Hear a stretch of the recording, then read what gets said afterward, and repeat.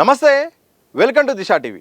దేశంలో నక్సలిజం అంతం చేయడానికి కేంద్ర హోంశాఖ మంత్రి అమిత్ షా విధించిన డెడ్లైన్ మార్చి 31తో ముగిసింది.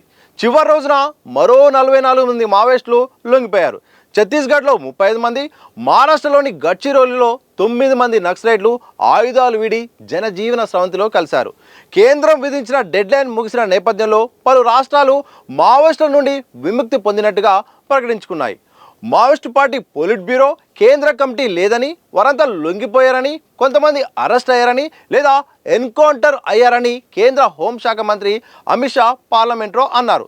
దాదాపు దేశంలో నక్సలిజం అంతమైపోయిందని డెడ్లైన్కు ఒకరోజు ముందే ప్రకటించారు.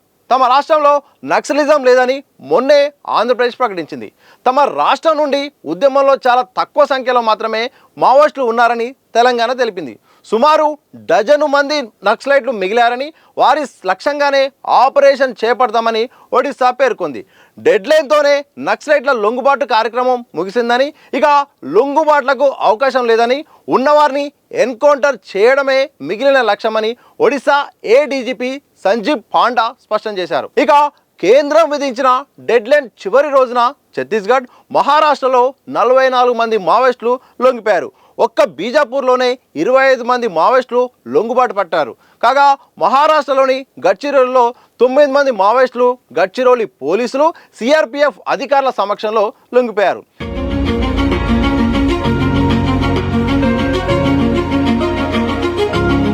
ఇందులో 3 సీనియర్ నేతలు ఏరియా కమిటీ సభ్యులుగా ఉన్నారు.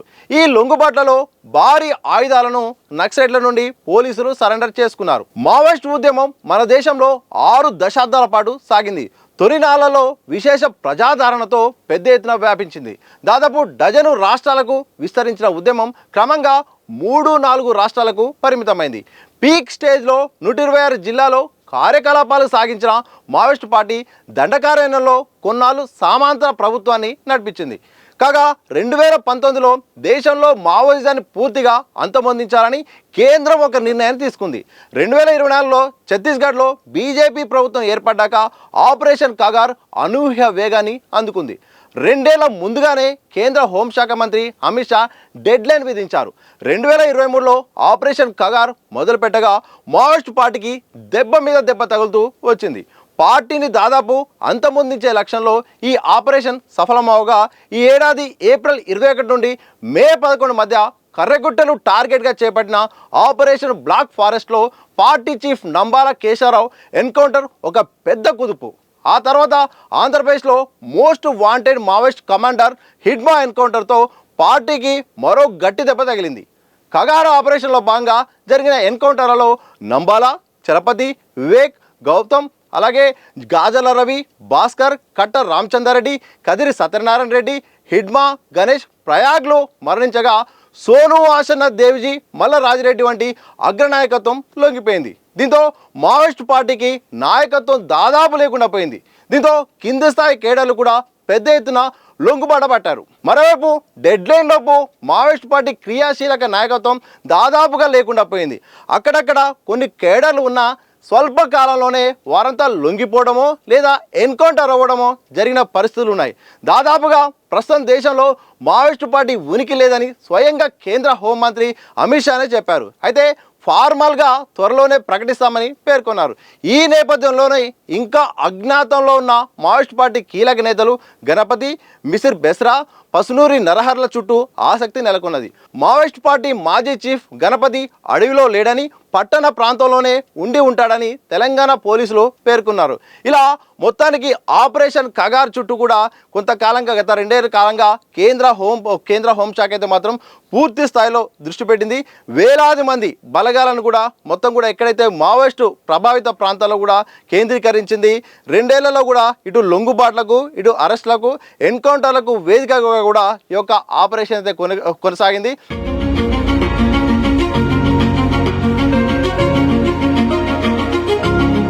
మార్చి 31తో ఎట్టకేలకిగా ముగింది. తర్వాత ఏం జరుగుతుందని కూడా చాలా మంది కూడా అనుకుంటున్నారు. ఇదే సందర్భంలో ఇప్పటికే ఒడిశా సంబంధించిన అధికారి అయితే మాత్రం ఇచ్చిన సమయం అయిపోయింది, లొంగుబాటు సమయం కూడా అయిపోయింది.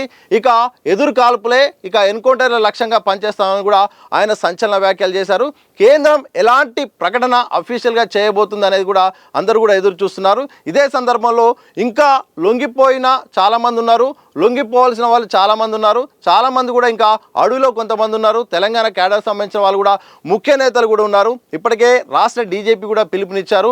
ఒకవైపు ఏపీలో అయితే మాత్రం మావోయిస్టు రహిత రాష్ట్రంగా మేము మారామని కూడా ప్రకటించుకోగా, తెలంగాణలో డీజీపీ అయితే మాత్రం ఇక ఉన్నవాళ్ళు రండి, తప్పకుండా మీకు అన్ని రకాలుగా కూడా ప్రయత్నాలు చేస్తాం, అన్ని రకాలు కూడా అవకాశాలు కల్పిస్తాం, మీ భద్రత మా బాధ్యత అంటూ కూడా తెలంగాణ డీజీపీ కూడా చెప్పారు. ఒకవైపు అమిత్ షా మరి ఫార్మల్గా ఎలాంటి ప్రకటన చేయబోతున్నారు, భవిష్యత్తులో ఇక మావోయిస్టు పార్టీ నుండి బయటకు వచ్చి లొంగిపోయిన వారు ఎలాంటి స్టెప్ తీసుకోబోతున్నారు, ఇప్పటికే డిమాండ్ అయితే చెప్పిన నేపథ్యంలో మరి దాని మీద ఉన్న ఎత్తివేత తీసేస్తారా, మరి ఎలాగూ మావోయిస్ట్ పార్టీ ప్రభావం అయిపోయింది కాబట్టి నిషేధిత తీసేసి మరి కల్పించే అవకాశం ఉందా అనేది కూడా ఒక క్వశ్చన్ మార్క్ ఉంది. లొంగిపోయిన వారంతా కూడా ఒకే వేదికపై వస్తారా, మరి వచ్చి ఎలా చేస్తారు, సపరేట్గా వెళ్తే మరి ఏ మార్గాన్ని ఎన్నుకుంటారు, వాళ్ళు ఎన్నుకున్న మార్గం ఈ రోజుల్లో మరి ముందుకెళ్తుందా, సక్సెస్ అవుతుందా అని కూడా రకరకాల ప్రశ్నలు వెంటాడుతున్నాయి. వాళ్ళు తీసుకునే స్టెప్ను బట్టి ఆధారపడి ఉంటుంది.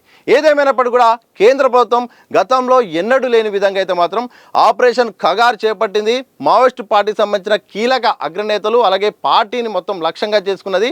ఒకనాడు ఎంతో వైభవం ఉన్న మావోయిస్ట్ పార్టీ ఈరోజు అయితే మాత్రం మొత్తానికి ప్రభావం కోల్పోయి ఈరోజు మావోయిస్టు ఉద్యమానికి తెరపడే పరిస్థితి వచ్చింది. సాయుధ పోరాటం ఈ రోజులో సాధ్యం కాదనే కూడా ఒక సందేశాన్ని అయితే మాత్రం జరుగుతున్న ఖగార్ నేపథ్యంలో మాత్రం చాలా స్పష్టమైంది. చూడాలి మరి ఖగార్ డెడ్ లైన్ అయిపోయిన తర్వాత ఏం జరుగుతుంది, ఎలాంటి ప్రకటనలు రాబోతున్నాయి, లొంగిపోయిన వాళ్ళు ఏం చేయబోతున్నారు, అలాగే ఇంకా ఫీల్డ్లో ఉన్న వాళ్ళు మరి సరెండర్ అవుతారా, లేకపోతే ఎదురు కాల్పులో ఏమన్నా జరుగుతుందని కూడా చాలామంది మాట్లాడుకుంటున్నారు. త్వరలో అయితే మాత్రం ఖగార్ విషయంలో ఒక స్పష్టమైన ప్రకటన కానీ అలాగే మావోయిస్ట్ పార్టీకి సంబంధించిన విషయాలు కానీ బయటకు వచ్చే అవకాశం అయితే స్పష్టంగా కనిపిస్తున్నాయి.